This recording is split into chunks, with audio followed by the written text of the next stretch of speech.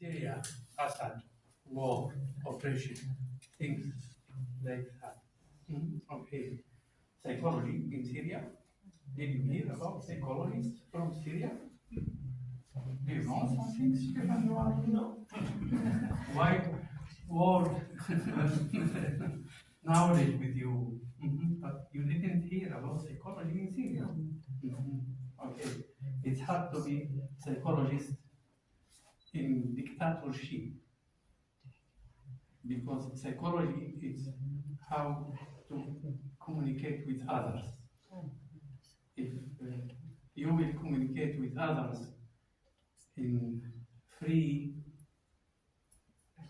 let's say background, you can express yourself. But when people are fear between themselves, you don't trust nobody. It's hard to express yourself. And this is why psychology in Syria was only for, let's say, for school problems. But don't go deeply. there is no more deep than this child cannot read well. So you can go to make something for him to help him to read well. But if you will ask about more deep things like fear and anxiety, it's not easy to tell. Part of you know about dictatorships. It's hard to say where is the opposite. Freedom, democracy, what is this? Everyone has some limits in his society. You cannot talk about some things. For German people, this is great freedom in Germany. But you have your limits everywhere. With dictatorship, limits are very strong. You live under control. And even you have internalizing this control. When people are thinking, they have this idea that somebody could guess what I'm thinking about. Not only in Syria. I can give different examples. In Egypt, for example, when the dictatorship was in Egypt, people made this kind of idioms, like the wall can hear you when you are going along in the street and talking with yourself. The wall can hear you. In Egypt and in Syria, it's well known. Not only in Tunisia, I hear the same idiom that you cannot talk. In Serbia too. In Serbia too. Yes, we have that. And even in all Germany, I was here twice when the German was in two parts. And I remember this is oppression. And oppression, when it's common for all people, it's not only about that you fear that they will catch you. You lose your ability to express yourself. When we are asking people in Syria, how are you? This is very simple. He said, yesterday I did that. Mama came to me yesterday. Tomorrow I will make exam. But they cannot say, I feel this deeply. When he says something like that, he feels a little bit strange. You cannot express your emotions freely. You can say that you are happy, but you cannot say which kind of an anxiety you feel when you heard yesterday, for example, where the authority was in your building and they catch your neighbor. Same in Georgia. Silence. You cannot say nothing about that. Okay, with mental health we can work with different things. How is my relation to my dad, to my mom? Okay, this is good. Psychoanalysis work very good there. But when you are talking about your plans and the unfair things around you, you worry about. So, dictatorship at all is not a good thing. People adopt themselves to this. And I can give different examples about how people in Syria, in Germany, in Russia deal with this. When I was thinking about to be a psychologist, it was very strange thing. My dad said, "You want to be a teacher?" "No, I want to be a psychologist." "What psychologists do?" "You will be a teacher." "Okay, maybe a teacher at the university as a psychologist, but what you will do with people with problems, you will get on all of us a lot of problems. People cannot share with problems." My dad has right.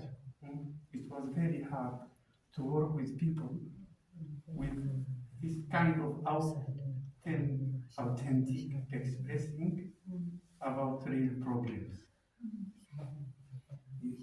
In the beginning of my life, I grow with this kind of fear. And I know that my father, for example, was lying, telling me that the voice of shouts around my house was only, this is, all markets are closing now, and they are making this voice. This is not shouting. I was 5 years old when I heard this kind of lies from my father. My mother was a little bit with all fear, go to not hear what my father telling me. But she asked me, "Don't go out." It was something about the between authorities, some conflict, always something like that was. But look at this situation. Mother cannot express herself. She asked only, "Don't go out of the home." Nobody told me about that. I waited for maybe 10 years to read about what was going on around my home when I was 5. It's a big family. My brothers, we are 4 males and 2 sisters. The oldest one is, let's say, he was adult when this accident was, when I was 5 years old. But he didn't talk with me about that. I asked him, "What was that?" And he said, "This is not your problem. Shut up." So I grew up with this kind of oppression in my home. I didn't know home is Assad, what is politics. I was just a child, but everywhere I was taught that, shut up, don't talk about that, okay? And I think most of my Syrian colleagues remember something like that. When we are going to school, don't repeat things which you hear in home. It's dangerous. So even in school, we was worried about, can I speak? Can I talk? Tell people something about? When the father Assad catch the authority in Syria, and he make his reforming against the other bad officer. They killed between themselves. They was together in the army, and it was a conflict. But when he get first time to the authority as Minister of Defenses, then he killed one officer which I knew personally. His brother was with me in the school, and he was next by me. We was playing together. Sometimes I was playing with his brother. He was very fine man who was playing with me as a young child. And I heard that Ayman was killed. I was very sad. In the school, my colleague wasn't there, and everything was going normally. I was one of these students who speaks publicly in the school, and I gave them a mic and I said, today we should be sad because of our colleague, but people killed him. And the director came to me, get the microphone, get me to the room of control, and she told me, never do that. This is danger. What was danger? I was talking about bad people who killed very good officer. I knew him. It was just one more example how you can grow in this environment, and you know that you cannot speak as you would like to speak about.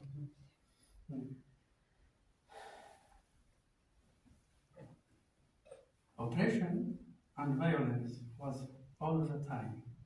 During my early years, I heard about conflict between some groups with the government. We call them Ikhwan Muslimin. Muslim brothers.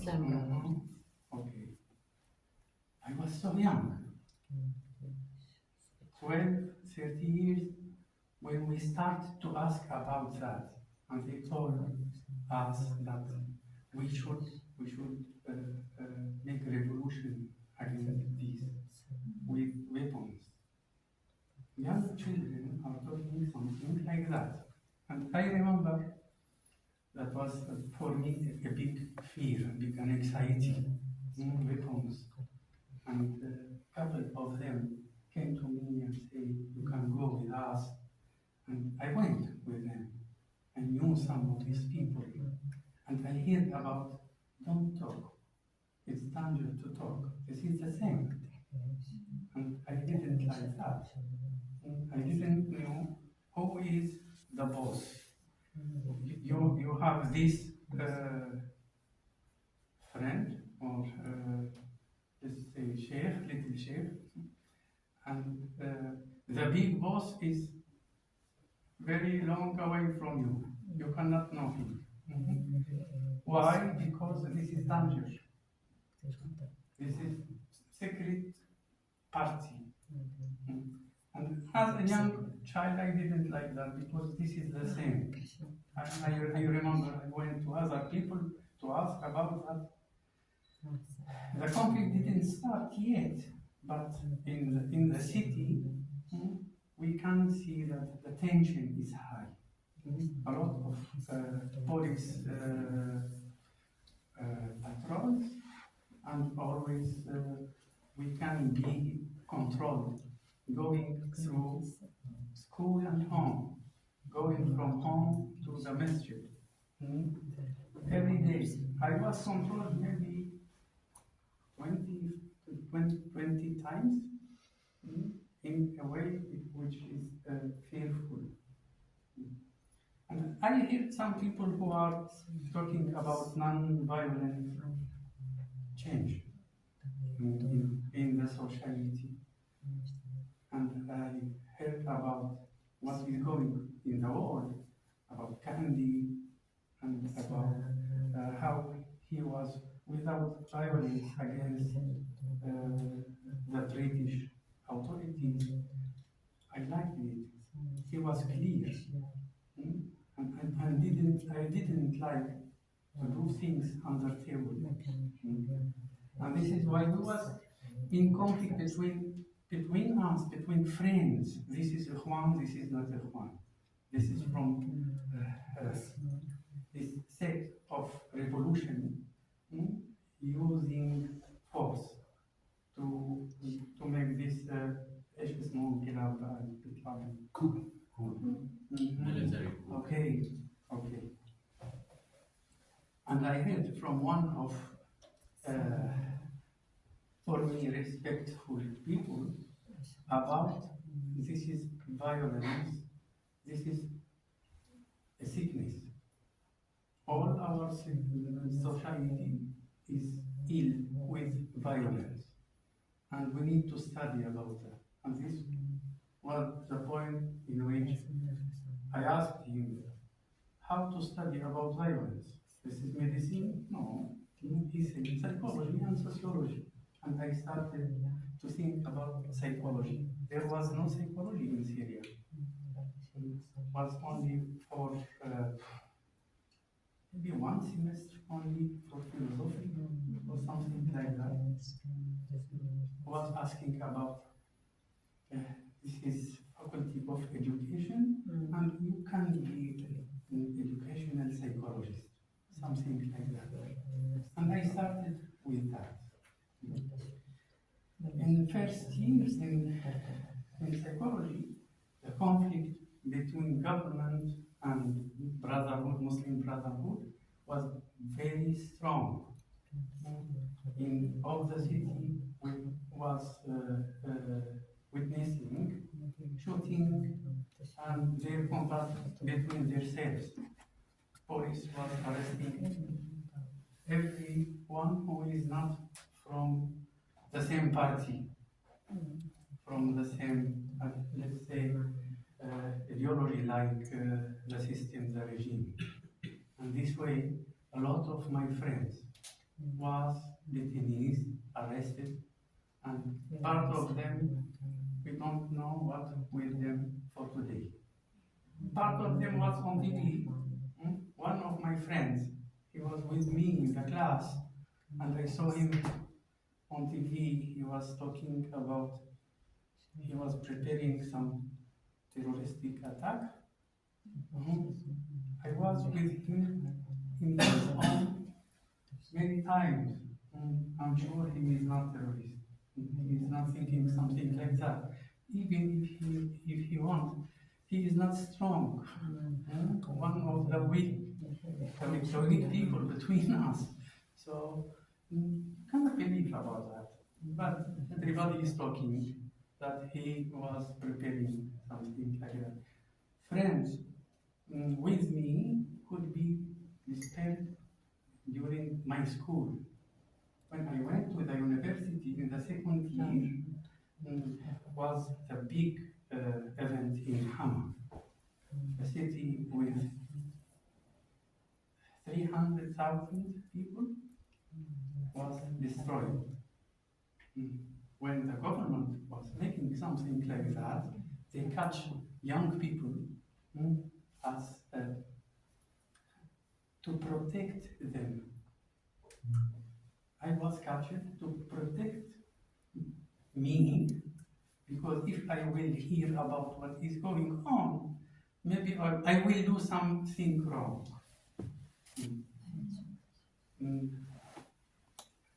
I was there for a couple of months, and I get back to my life. It was hard, but I was deeply in belief that we should work with violence. With violence in all levels. And this is why when I finished my psychology, my small work was about violence. A lot of question was about violence. It wasn't easy to ask about political violence. I was asking about the violent mother. The violent mother. This is okay. You can deal with this. But for our professors, it was so much about violence. Why you are interested like that? Violence is everywhere. Violence is something normal in life. You should deal with this. You should be strong. Okay. I finished my study, and when I was thinking about my doctoral degree, I went to Poland because in Poland it was something like non-violent change. I read about solidarity, and it was for me, this is the area. We need to see what they are doing, how they can do something like that. We studied as a group in Damascus, in masjid, how to make this kind of non-violent protest, how you can be clear and be strong. Part of this was how we can hear out our colleagues who was in prisons, they was tortured, how they can feel about that, how you can protect yourself, to not be hardly tortured. What to do? It's not only about to survive. It's about to keep your dignity. When somebody is beating you, torturing you, it's very hard to think about your dignity. When you hear these people who are talking very badly about you, about your religion, about your father, about your mother, it's very hard to think about your dignity. But we was not psychologists. Some boys who would like to find something to protect themselves. And we started to make this kind of our mantra. I will talk to myself. I'm not going to hear what they are talking to me. I can see that people are مشبوح ايش بقى معلق على السقف. Hang on the ceiling. Hanging people. This was this kind of method when you go to this kind of experiences. Before they start with you, you should wait and see and hear voices. We were studying all of that. Maybe I was in the first year of the university before my couple days. We knew that this will come for every one of us. And we trained ourselves. And this was primitive way, spontaneous way. No other way for us. Psychology for me was the way how we can deal with that, with this. How we can make people catching their dignity, feel that you cannot break me. I will talk what I would like. And how to play with them, that I'm not going to tell him that he is bad. I will say about my problem, about my things. I will do that, and I don't want to do that. In all countries was something like huge demonstrations, and all young people, school, university, was enforced to go with this. And we started to make this kind of preparation. I don't want to go in this march. I'm not talking about the president, he is bad. I am not going to do that. Only, I don't like that. This is not that I can't. Sometimes you can find some pretext, but the non-violent resistance was something like that. I don't like that. I don't want to do that. this is not that thing. They cannot catch you before.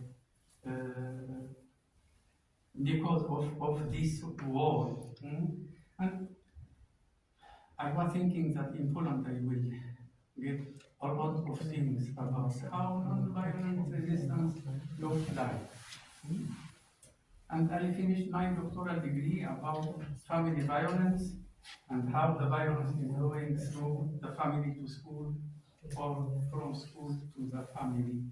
In the beginning in Poland, I was very optimistic, but with time I started to understand that change in Poland was not only made by people in Poland.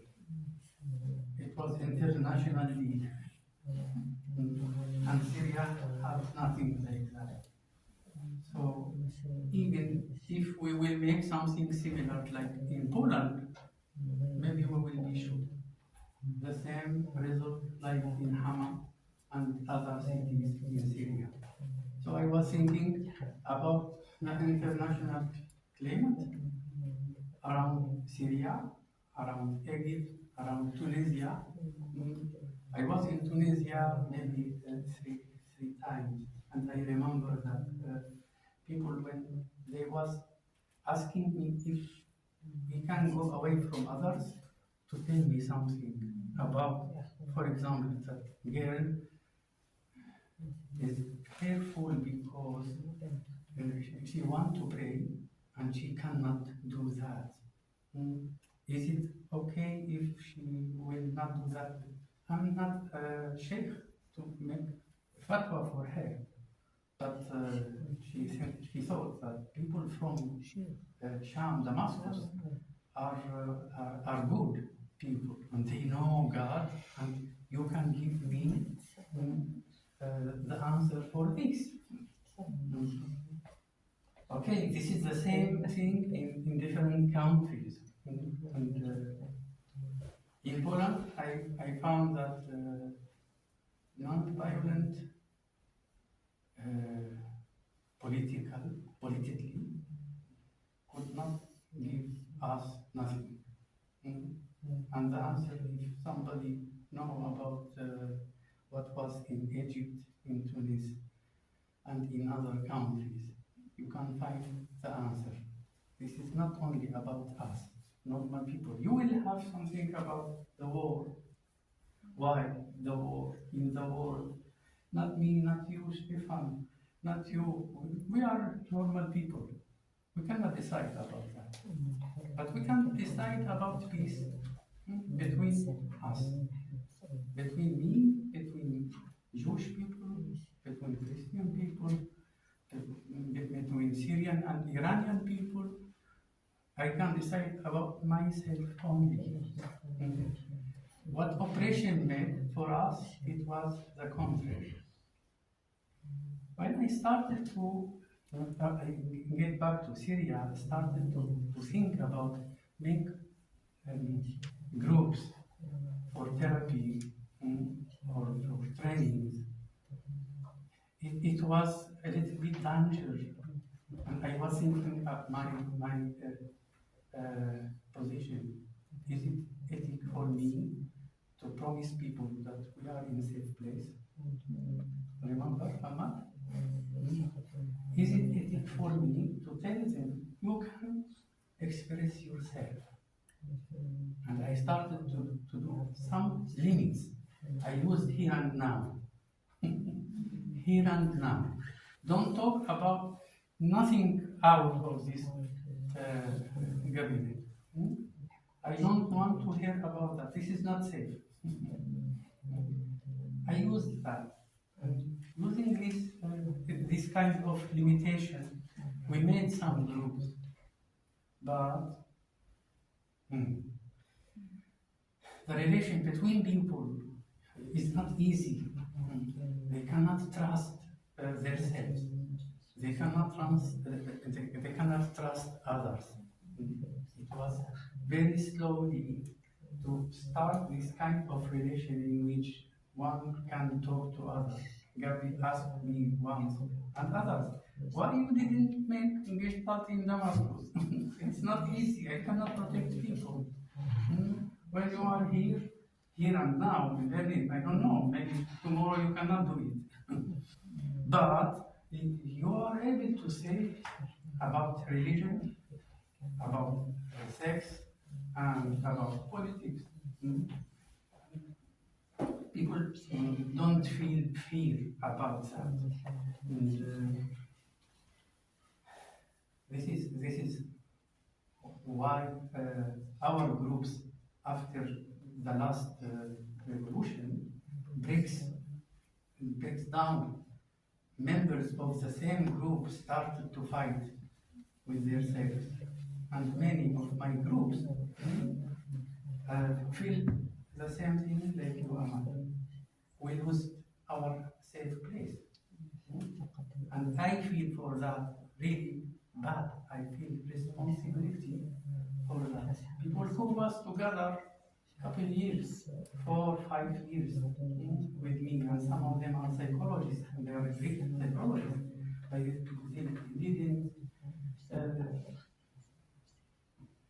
They didn't feel enough safe to take hand with other of the same group because they are different. They are in the other side politically. And this is not only politics. In Syria, it was blood. It was killing people, and it was watching how all of this is going on. I left Syria in 2012. Before that, I was practicing my way to tell through not lying and to tell as much as you can. And I was speaking for mass media, TV and radio for the government, and I was asked always to help them how to understand why people are not good, people who are going to demonstration, why they are destroying the country. And I should give them answer. And all officers in intelligence offices are hearing me. And I say, they have the right to be in wrong, and you should protect them. This is the only way, because you cannot be only the authority who say who has right and who not.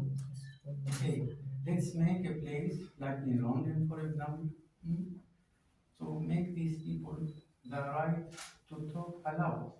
They can express themselves. One of the mostly question given to me was something like that, or give me missions to help soldiers who lose friends, for example, in the combat against the demonstrations.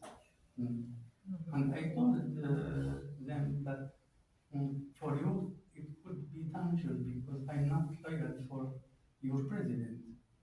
And if you will give my name as the head of your committee, you could be after that responsible for that. So please change your decision about that committee. And they changed it. And they didn't touch me. Somehow, some respect I have with different people from the authorities. I was in cooperation with different ministries because I was talking always about family violence, the family protection units, and we was working with different psychiatrists and lawyers, etc. And I was in touch with the wife of the president. So some people feel that I have the green light, maybe, because I'm talking as I would like to talk. But it's complicated to be a psychologist in this kind of country.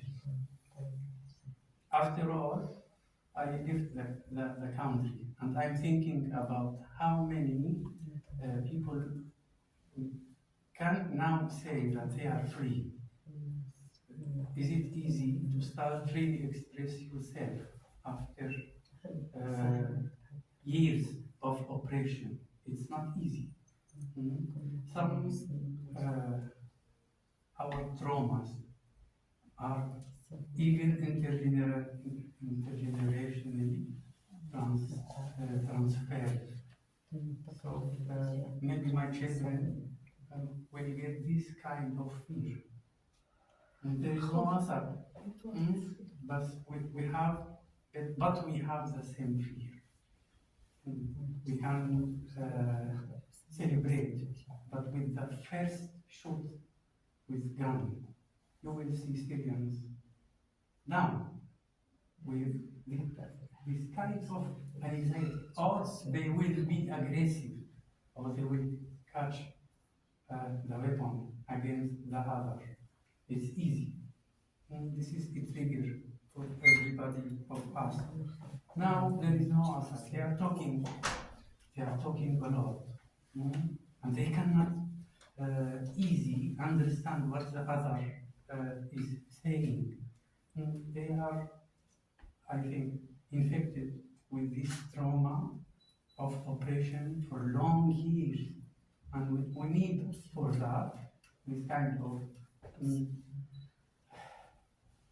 holy psychotherapy, holistic psychotherapy, not only cognitive.